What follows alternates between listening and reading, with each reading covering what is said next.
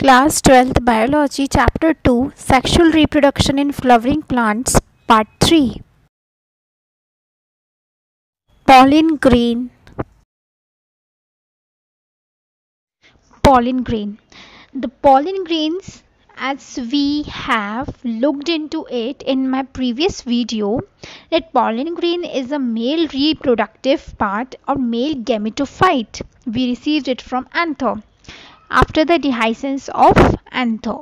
सो अगर इसमें एग्जाम्पल दिया, अगर आप उसको एक हिबिस्कस को या कोई भी फ्लावर को टच करेंगे तो उसके अंदर आप एक पाउडरी सब्सटेंस देखेंगे येलो कलर के, and that is the pollen grain. So the hibiscus or any other flower will having a deposition of yellowish powdery pollen grains. Okay, सो हम इसका एक एक्सपेरिमेंट भी देख सकते हैं. जब हम स्प्रिंकल करते हैं ना कुछ पॉलिन ग्रेन्स को स्लाइड में लैब में, तो आप उसको ग्लिसरीन से डाल के कवर स्लिप से कवर करके माइक्रोस्कोप में देखेंगे तो आपको कैसा दिखेगा, माइक्रोस्कोप में अलग अलग टेक्सचर्स में. Now in this figure you can see the scanning electron micrographs of a few pollen grains. ठीक है, फर्स्ट पिक्चर में आप देख सकते हो अलग अलग वेराइटी है pollen grains on the basis of colors. कुछ रेड है, कुछ ब्राउन है, कुछ ग्रीन है. नेक्स्ट पिक्चर रिप्रेजेंट करिए अलग अलग शेप के अकॉर्डिंग, है ना, अलग अलग शेप्स देख सकते हो pollen grains के. किसी में कुछ ज़्यादा छोटे हैं और साइज का बेस भी आप देख सकते हो दोनों ही फर्स्ट सेकंड फिगर्स में.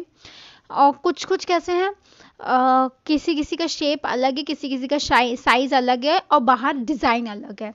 थर्ड पिक्चर में आप एक देख सकते हो पॉलिन ग्रेन, जो कि नेचुरली हम देख सकते हैं कि कैसा दिखता होगा. ठीक है, उसका बाहर का जो टेक्सचर है वो कितना अलग है और ये वेरी करता है अलग अलग स्पीशीज पे. ओके,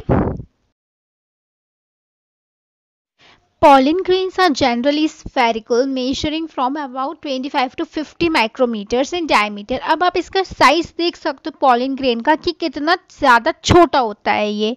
तो ऑब्वियस सी बात है कि ये हमें माइक्रोस्कोप में ही देखना पड़ेगा. It has a prominent 2 layered wall. उसके बाहर की जो वॉल्स होती हैं वो कैसी होती हैं, 2 लेयर्स में डिवाइडेड होती हैं. The hard outer layer called the exine. Hard layer जो है वो बाहर की वो क्या है, exine. And it is made up of sporopollenin. Very important, ये आपको किसी भी कॉम्पिटिटिव एग्जाम में आ सकता है, ये पूछ सकते हैं, बिल्कुल डेफिनेटली पूछेंगे. आपको बोर्ड से भी पूछ सकते हैं what you mean by sporopollenin and where it is located. Such questions are very common and in competitive it could be asked in MCQs like what substance the exine or the outer layer of the pollen grains is made up of, and the answer will be sporopolanin. अब क्यों है ऐसा, क्योंकि sporopolanin is one of the most resistant organic material known. resistivity बहुत ज़्यादा होती है उसकी. ठीक है, किस चीज़ों के लिए रेजिस्टिविटी होती है, it can withstand high temperatures and strong acids and alkalis, जो कि बहुत ज़्यादा एब्रेसिव हो सकते हैं किसी भी एक्सट्रीम टेम्परेचर्स में या एसिड्स में, एल्कलीज में. किसी भी नॉर्मल ऑर्गेनिज्म को, माइक्रो ऑर्गेनिज्म या लिविंग थिंग को दिक्कत हो सकती है, इफेक्टिव हो सकता है. तो उस टाइम पे जो पॉलन ग्रेन है उस पर भी हो सकता है, लेकिन उसको स्पोरोपोलानिन जो बहुत ज़्यादा रेजिस्टिव है ऑर्गेनिक मटेरियल है वो उसे प्रोटेक्ट करता है. No enzyme that degrades sporopollenin is so far known. Very important point again कोई भी ऐसा एंजाइम अभी तक नहीं है जो कि स्पोरोपोलानिन को डिग्रेड करते, तो वो क्या है, रेजिस्टिविटी काफ़ी ज़्यादा है. pollen grain exine has prominent apertures called germ spore. एक अपर्चर एक फिक्स स्पेसिफिक शेप होता है उसकी आउटर लेयर पे, जिसे हम बोलते हैं जर्म पोर, जिसमें स्पोरोपोलानिन नहीं होता है. बाकी पूरी लेयर किसकी है, स्पोरोपोलानिन से कवर्ड रहती है, जिसके कारण पॉलिन ग्रेन अंदर प्रोटेक्टिव रहता है. Pollen grains are well preserved as fossils because of the presence of sporopollenin. तो इसी सब्सटेंस के कारण हम उसका फॉसिल भी काफी लंबे टाइम तक रख सकते हैं. Okay, The inner wall of the pollen grain is called intine. It is a thick and continuous layer made up of cellulose and pectin. ठीक ठीक है, हमने देखा इंटाइन इनर वॉल, एक्साइन जो थी वो क्या थी, आउटर वॉल जो कि स्पोरोपोलानिन की थी। इनर वॉल क्या है, इंटाइन जो बनी हुई है सेल्यूलोज और पैक्टिन से। This is difference. The cytoplasm जो होता है पॉलिन ग्रेन का, वो काफ़ी ज़्यादा डेंस होता है और प्लाज्मा मेम्ब्रेन से कवर्ड होता है। So when pollen grain is mature it contains two cells, the vegetative and generative cell. ये मैं आपको बताऊंगी नेक्स्ट डायग्राम में कैसे हम रिप्रेजेंट करेंगे। The vegetative cell is bigger, has abundant food reserve and a large irregularly shaped nucleus. वहीं हम देखेंगे generative cell, it is small and floats in the cytoplasm of the vegetative cell.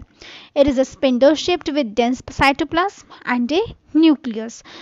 ठीक है, mostly जो pollen grains होते हैं वो shade of हो जाते हैं टू सेल्ड स्टेज पे. ठीक है, टू सेल्ड स्टेज कौन सी, एक वेजिटेटिव सेल और एक जनरेटिव सेल. लेकिन कुछ जो रिमेनिंग स्पीशीज होती है एंजियोस्पर्म्स की, उसमें क्या रहता है, the generative cell divides mitotically to give rise to the two male gametes before pollen grains are shed and it is three celled stage. लेकिन वहीं पे अगर नहीं रुकता, जनरेटिव सेल क्या है, फर्दर डिवाइड होता है और वो दो मेल गैमेट्स और देता है. तो वो जो माइटोटिक डिवीजन होता है वो क्या है, थ्री सेल्ड स्टेज है. काफ़ी सारे पॉलिन ग्रेन्स इस स्टेज पे आके भी रिलीज करते हैं, पॉलिन ग्रेन्स रिलीज होते हैं. ठीक है, तो वो क्या है, three celled stage. Now in the figure you can see enlarged view of a pollen grain tetradic. आपको डार्क कलर का ए जो डायग्राम है वो दिखिएगा, जिसमें अलग से आप पॉलिन ग्रेन टेट्राड्स देख सकते हो. सेकंड जो है stages of a microspore maturing into a pollen grain. सबसे पहले आप देख सकते हो कि एक सिंपल सेल जैसा स्टेज है, उसका माइक्रोस्पोर बना हुआ है. नेक्स्ट आप देखोगे उसमें वैक्यूल्स का फॉर्मेशन हो रहा है और लो सेपरेट हम देख सकते हैं, एक्साइन इंटाइन दिख रही है हमें, वैक्यूल्स फिर न्यूक्लियस. ठीक है, नीचे वैक्यूल्स जो है ऊपर वो मिक्सअप हो चुका है, एक बड़ा वैक्यूल बन चुका है और नीचे न्यूक्लियस जो है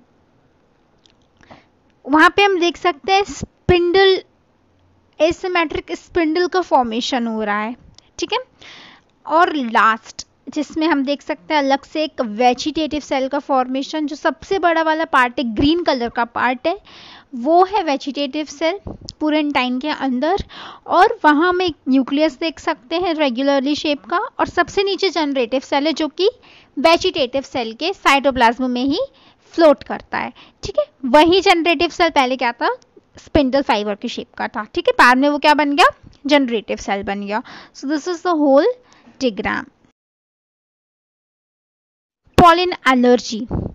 नाउ काफ़ी कम लोगों को पता होता है कि पॉलिन ग्रेन्स से एलर्जी भी होती है, बट अलग अलग टाइप की स्पीशीज़ पे डिपेंड करता है. डिसएडवांटेजेस भी होते हैं और एडवांटेजेस भी होते हैं. ठीक है, pollen grains of many species causes severe allergies and bronchial afflictions in some people, often leading to chronic respiratory disorders. कैसे डिसऑर्डर्स हो जाते हैं, अगर हम उसको इनहेल कर लेंगे या उनके कांटेक्ट में आएंगे तो अस्थमा और ब्रोंकाइटिस जैसी बीमारियां हो जाती हैं. It may be need to be mention here that parthenium और कैरेट ग्रास, या हिंदी में जिसको हम गाजर घास भी बोलते हैं, जो इंडिया में इम्पोर्ट लाई गई थी वीट के साथ, वो काफ़ी ज़्यादा सीवियर डैमेजेस करे थे, उसने लोगों को डिसीजेस करे थे, एलर्जीज करी थी. तो जो पार्थेनियम है उसको हम कैसे रिमार्क कर सकते हैं, एज ए पॉलन एलर्जी. ठीक है, पॉलिन प्रोडक्ट्स. पहले हमने बात करी डिसएडवांटेजेस की जो थी pollen allergy. Pollen products is a advantages, क्योंकि काफ़ी लोग इसको न्यूट्रिटिव मीडियम के थ्रू लेते हैं, जैसे कि टेबलेट्स या साइरप्स. ठीक है, pollen grains are rich in nutrients. It has become a fashion in recent years to use pollen tablets as a food supplements.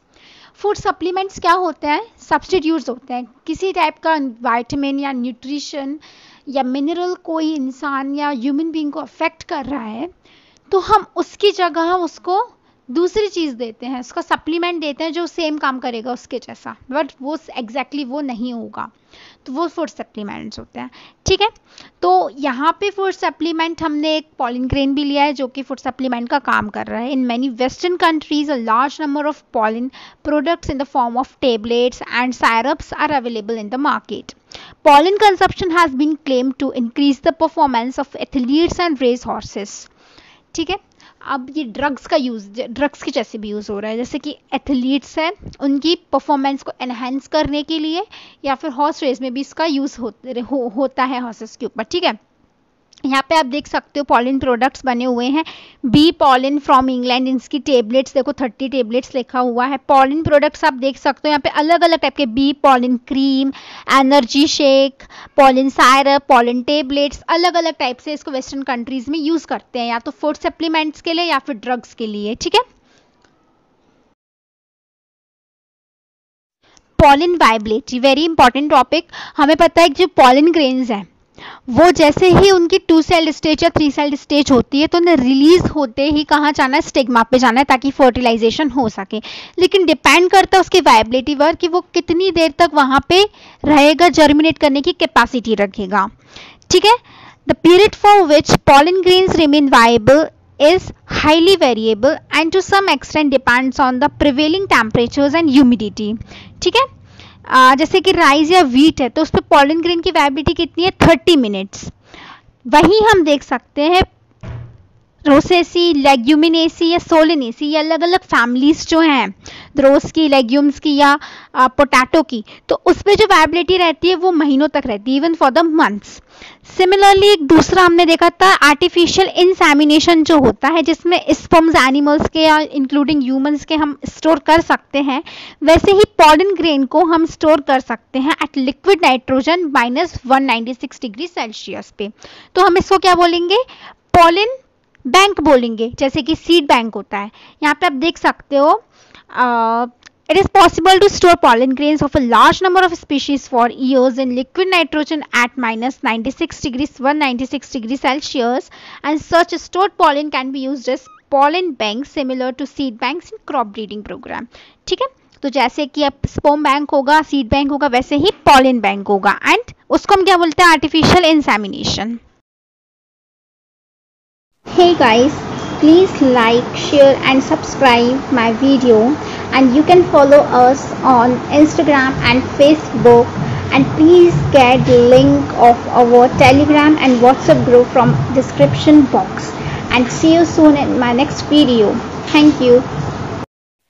Thanks for watching. Please like, share and subscribe Edify India.